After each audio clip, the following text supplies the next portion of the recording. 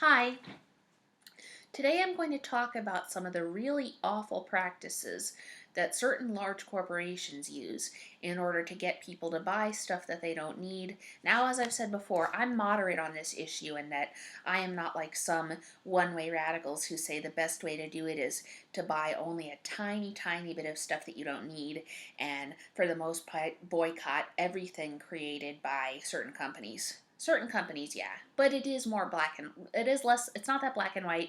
However, today I'm going to talk about some pretty heinous practices that, large industries use to basically, destroy the planet, make people conform, and to, basically brainwash people into mindless consumption.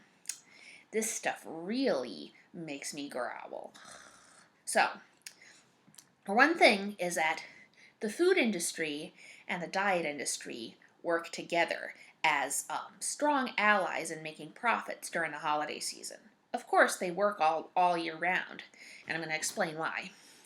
During the holiday season, I have noticed, especially during certain days of the holiday season, such as Black Friday and times around the holidays when they really want you to shop the most, many food stores and stores selling anything that people would get as gifts, food, clothes, toys, anything that you would either eat or give as presents to somebody during the holidays, they tend to play really tear-jerking holiday songs. And I'm talking about not Jingle Bells or not Here Comes Santa Claus, but like Have a Little Faith in Me, the Christmas songs set to the Pachelbel Bell canon, songs like that. Now, I think that I have this feeling that the reason they play them, especially at those times of year, is because advertising is heavily based on the use of psychologists to get people to basically try to coerce people into buying stuff that they ordinarily wouldn't want. So during the holidays are especially associated with sadness and with depression and with people remembering really awful events, that happened to them and their families, or with horrific disagreements that they might have with their family and having to deal with relatives they can't stand who might have traumatized them when they were younger and stuff.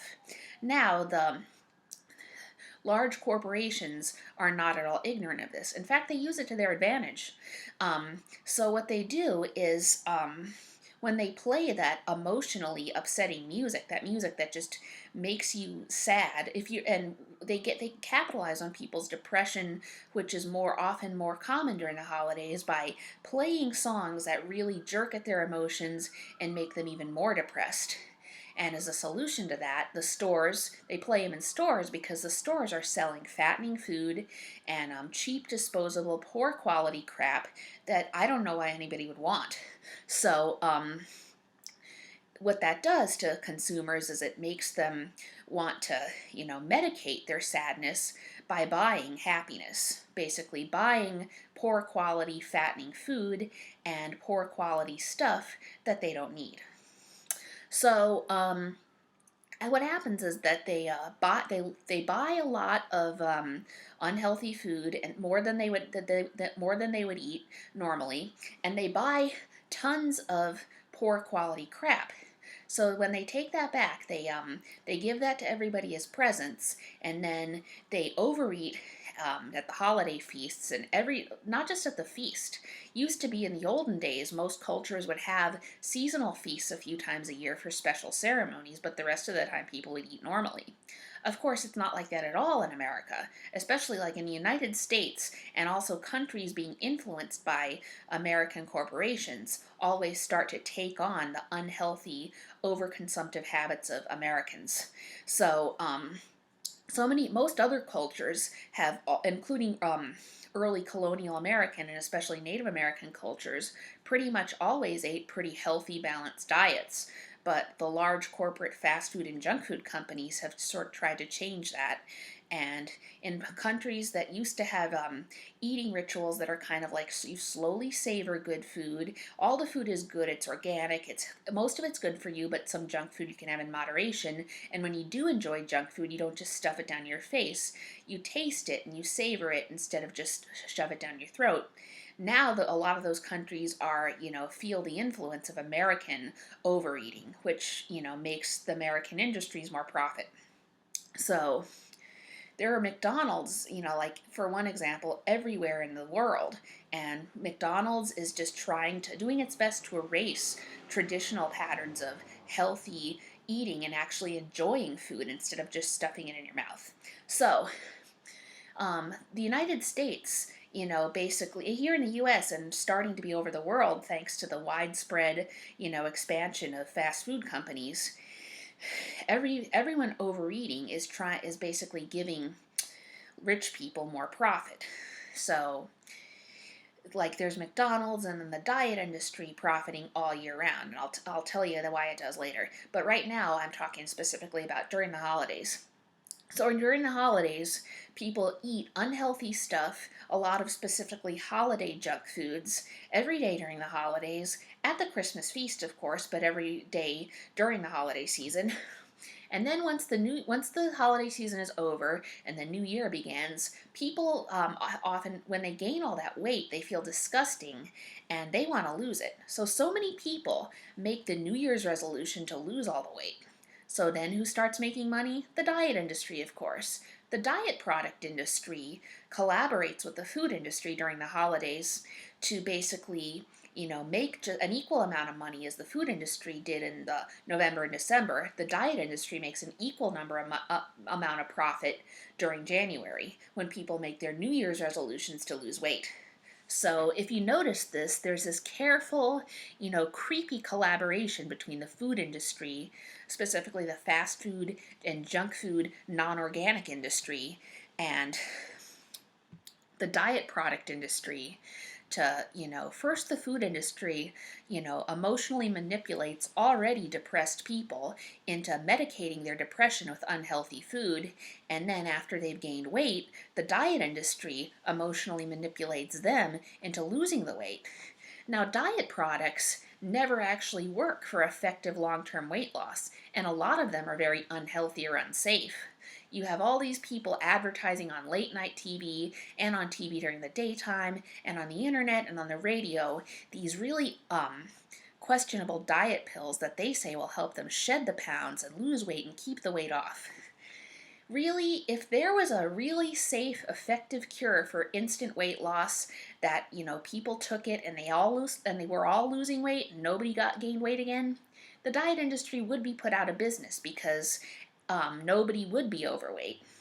And possibly, doctors and scientists could research that. They could do research into finding a safe, effective way to actually lose weight quickly or to lose it maybe gradually, but then stay thin.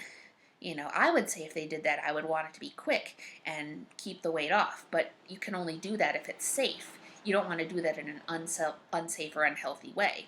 Doctors and scientists who actually care about people could potentially research that, but they haven't and they don't want to. Well, a lot of the doctors and scientists who actually care might want to, but industry doesn't want them to, because if they did that and they found a safe, effective cure that made you lose weight quickly and kept the weight off forever, the diet industry would stop making profits.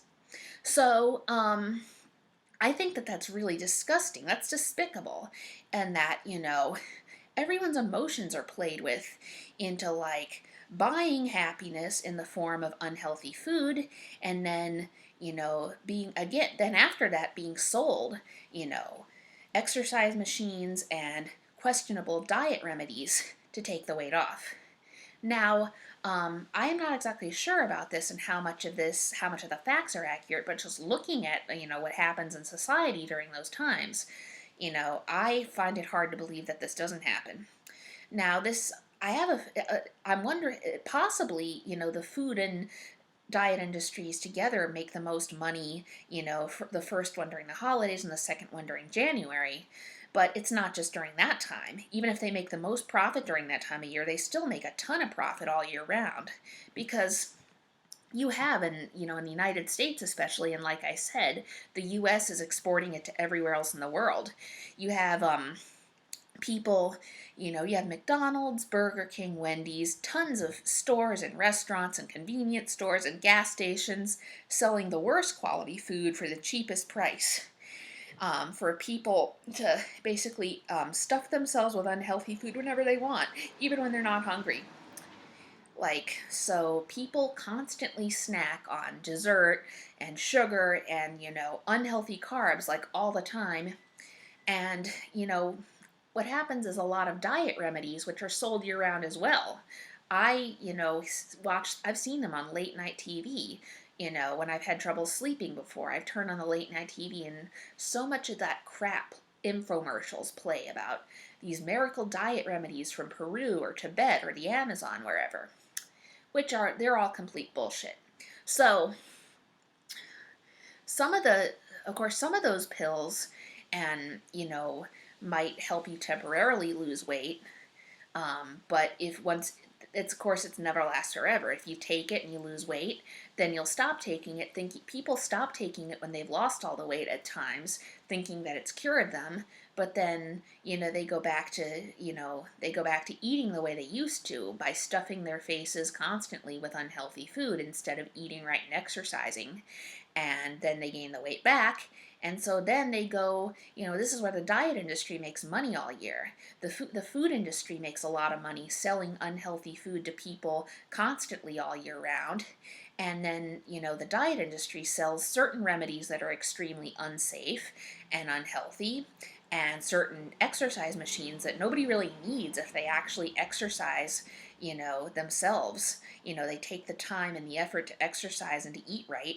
And so kind of buying so much exercise equipment, so many, diet books, so many diet products, even if they don't, really seriously harm your health by containing dangerous ingredients, they can still seriously harm your wallet by getting you to buy stuff that you really don't need to lose weight.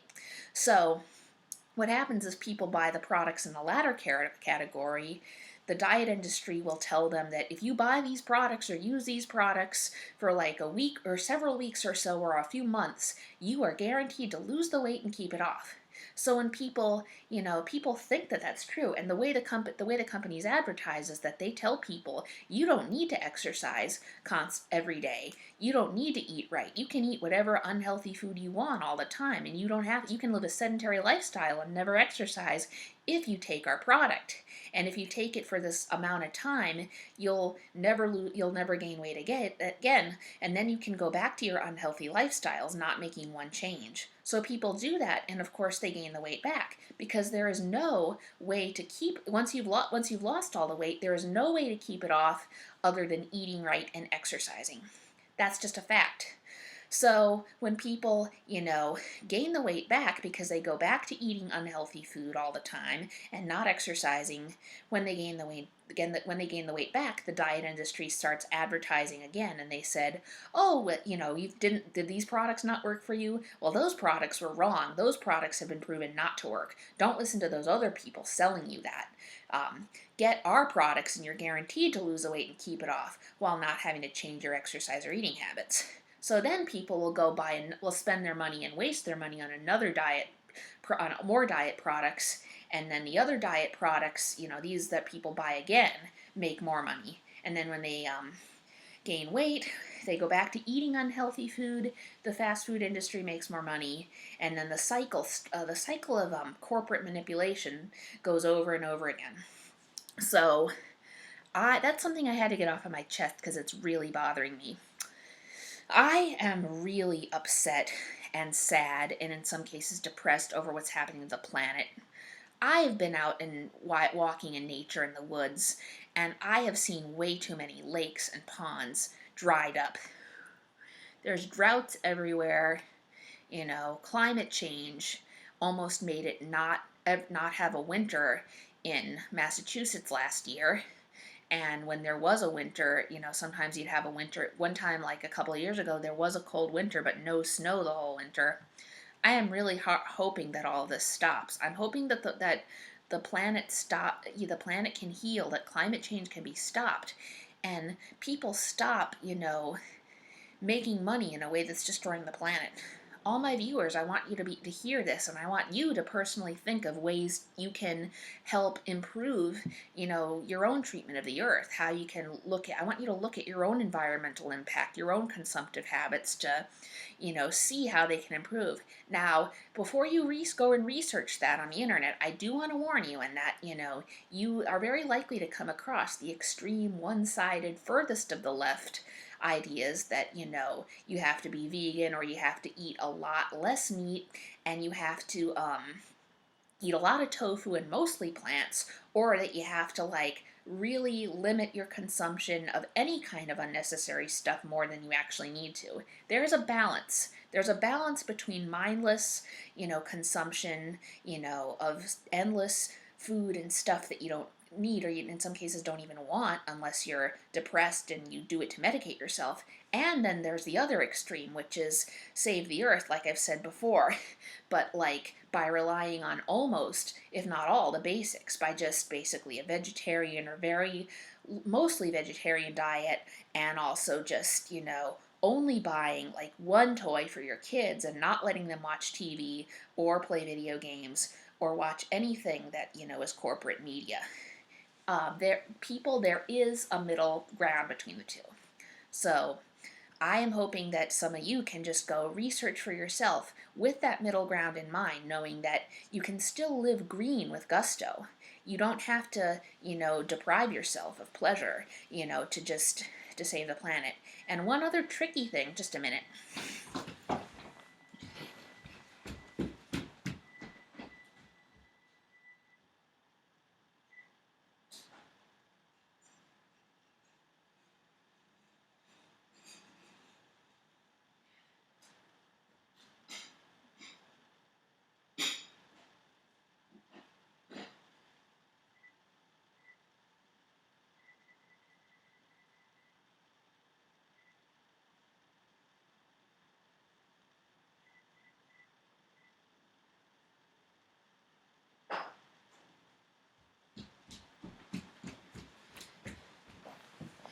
Okay, so one thing I'd also want you to be careful of is that a lot of the websites that are extremely far left and that have that, sort of ascetic or close to ascetic, view on saving the world, is that the ones that are a little bit more moderate, in some ways, will often, but are really not as moderate as they could be, will tell you that, here's to greener living with gusto, which is what Co-op America tells you, and I really hate that organization because Co-op America is a sustainable business or directory that everyone should avoid, because it lies about certain, industries, and corporations using slave labor or hurting the planet when they really do the opposite.